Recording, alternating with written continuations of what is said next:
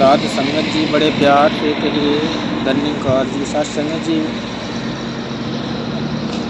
दास विचार रखेगा, आशा जी परवान करिएगा।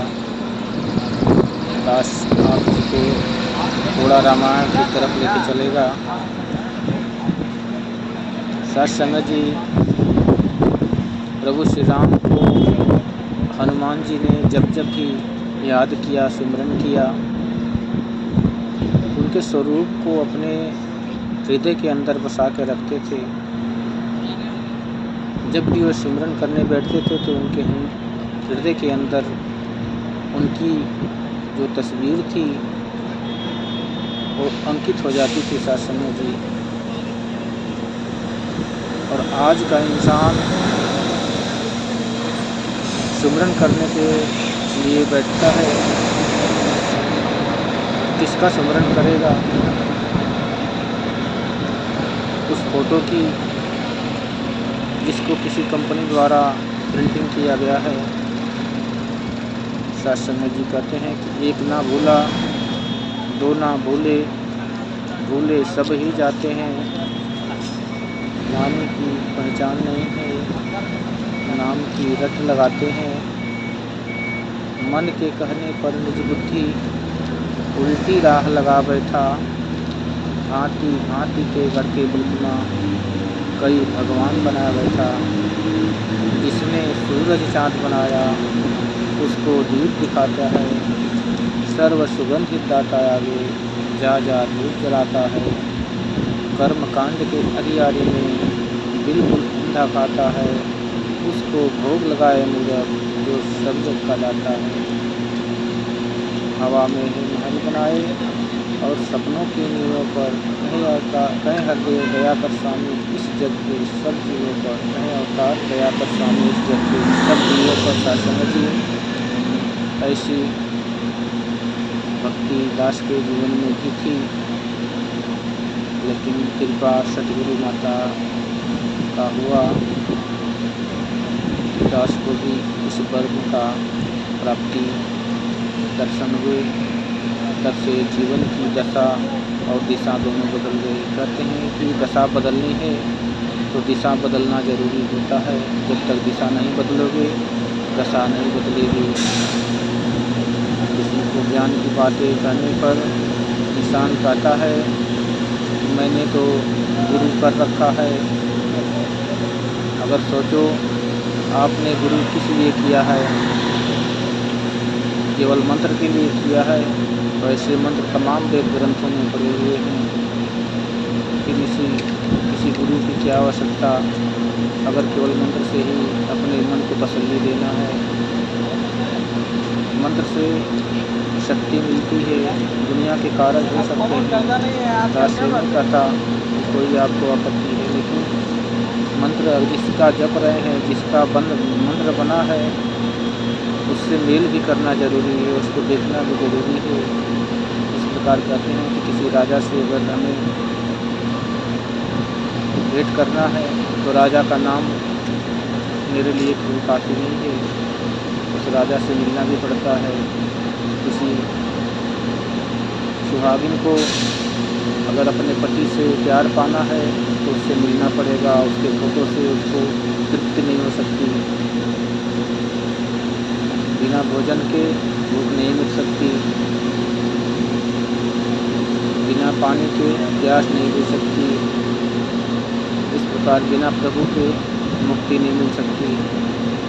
इसलिए प्रभु को पाने की चेष्टा कीजिए, अन्यथा ये जीवन हीरा जन्म कौड़ी बदले जाएगा और इसे कोई नहीं बचा पाएगा। जो बचाने की कोशिश करेगा वो भी इसी में चला जाएगा। इसलिए खुद बचो और अपने पूरे परिवार को बचा के मुक्त कर लो इस भूत प्रेत योनियों में भटकने से, जिन्हें मरने के बाद पिंडदान करना पड़ता है, पानी देना पड़ता है। माता पिता आज्ञा परवाजा कितने दिनों से पिंडा पर आ रहे हैं, कितने दिनों से सभी देवी देवता का पूजा करते जा रहे हैं, लेकिन फिर भी विश्वास क्यों नहीं होता कि जब हम इस देवी देवता का पूजा कर रहे थे तो हमारे जो पूर्वज हैं, हमारे जो पितर हैं, उस भूत प्रेतों में ही घूम रहे हैं। तो फिर हमें इन देवताओं को किस दिन के लिए रखा है जिसकी हम पूजा करते हैं इतना खर्च करके। सत्संग जी परमात्मा कहते हैं कि जाती रहे भावना जैसी, प्रभु मूरत देखी धन कैसी।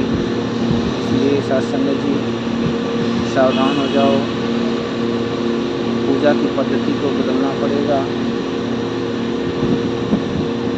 परमात्मा को किसी वस्तु की, किसी फल की, किसी भोजन की, किसी सामग्री की ज़रूरत नहीं है। अगर हम धूप जलाते हैं तो वातावरण के लिए होता है, फल चढ़ाते हैं तो प्रसाद के लिए होता है, ताकि सभी को इससे बांटने पर उनके मन के अंदर भी ये भावना जग जाए, इससे परमात्मा कुछ नहीं होता। इसलिए सत्संग जी परमात्मा केवल और केवल समर्पण भाव से मन को सारी बुराइयों से मोड़कर इस प्रभु चरण में जो लगा लेता है, सद्बुद्धि की कृपा से परमात्मा उस पर अपनी प्रेम की वर्षा बरसा देता है। क्योंकि अर्जुन जी को भी कई साल लग गए इसको जानने में, जो इसके साथ में ही शरीर रूप में विद्यमान थे, लेकिन कभी भी उन्होंने एहसास नहीं किया कि ये पूर्ण ब्रह्म है। जब समय आया कुरुक्षेत्र के मैदान में उन्होंने अपना विराट स्वरूप दिखाया समझाने के लिए, तब अर्जुन जी बोले, कृष्ण भगवान बोले अर्जुन से कि सूरज को मैंने बनाया, चंद्रा को मैंने बनाया, धरती को मैंने बनाया, हवा को मैंने बनाया, पानी को मैंने बनाया। हंसने लगा अर्जुन, बोले आप तो मेरे साथ में जन्मे, मेरे साथ में खेले, मेरे साथ में खाए, और ये धरती सूरज चाँद सितारे तो अर्घों करने वाले की बात है। क्या समय जी श्री कृष्ण भगवान कहते हैं कि अर्जुन तुम्हें ज्ञान नहीं है,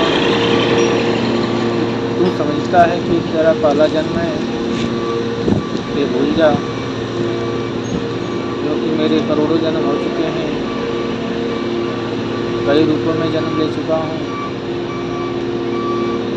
सत्संग भी थोड़ा सोचिए कि वहाँ पे कौन सी सामग्री थी, कौन सी पूजा का पदार्थ था, कौन सा फल वहाँ पे रखा था कुरुक्षेत्र के मैदान में, जहाँ चारों तरफ केवल हथियार और हाथी घोड़े शूरवीर ही थे। ना तो समय था, ना कोई सामग्री थी, ना कोई भूख काम थी।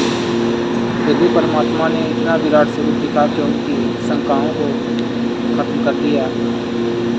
सतगुरु इसी शंका को मिटाने के लिए अवतरित होता है। परमात्मा सतगुरु के रूप में आता है, जो मन के भ्रम होते हैं, इन भ्रमों को मिटाने के लिए, ना कि भ्रमों को फंसाने के लिए। अगर कोई गुरु आपको स्नान आदि पूजा पाठ मंत्र जाप ऐसा बताने के बाद कहते हैं कि परमात्मा एक नहीं तो एक दिन मिल जाएगा, तो उनसे ही पूछिए कि क्या आपने आज तक पाया है?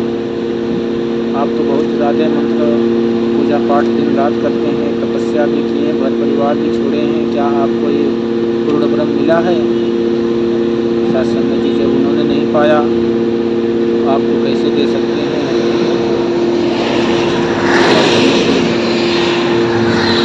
परमात्मा को कहीं खोजने जाने की ज़रूरत नहीं है, न किसी वस्तु की ज़रूरत है। परमात्मा कण कण में विद्यमान है, केवल देखने की हमारी इच्छा होनी चाहिए। लेकिन इंसान के अंदर सत्संग जी ऐसा मन का भ्रम पैदा हो गया है कि परमात्मा देखा ही नहीं जा सकता। जब तक आप इस भ्रम से बाहर नहीं निकलोगे, एक बार, केवल एक बार अपने मन को झूठा ही जान के इस सद्गुरु के चरणों में आके आजमा लो। अगर ना दिखे तो कोई आपका धन खर्च नहीं होगा, कोई आपका समय खर्च नहीं होगा, आप अपने रास्ते पे चले जाएंगे।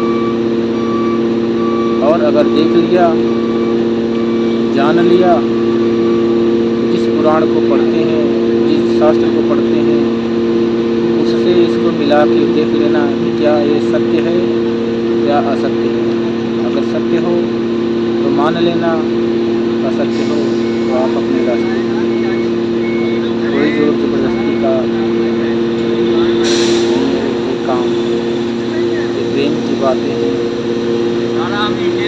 ऐसा प्रेम जिंदगी में आता है जो याद निकलना भारी हो जाएगा तुमको। नहीं पाए होते मिलने को तो ऐसे बहुत सारे करते हैं। तुलसी इस संसार में सबसे मिली उधार, ना जाने किस वेश में दादा नारायण मिल जाए। इतने अरबों खरबों संसार में प्राणी हैं, उनसे सभी से मिलजुल करने में परमात्मा किसके पास मिलेगा ये संभव नहीं है। लेकिन आज आवाज़ लगा जा रही है, सीधा कनेक्शन जोड़ा जा रहा है परमपिता परमात्मा से कि आओ। सतगुरु कहीं से लाकर इसके नहीं देता, ये आप जहाँ रहोगे वहीं से इस परमात्मा को प्रकट करके आपको दिखाएगा, पहचान कराएगा, रूबरू कराएगा, आत्मा से परमात्मा का मिल कराएगा।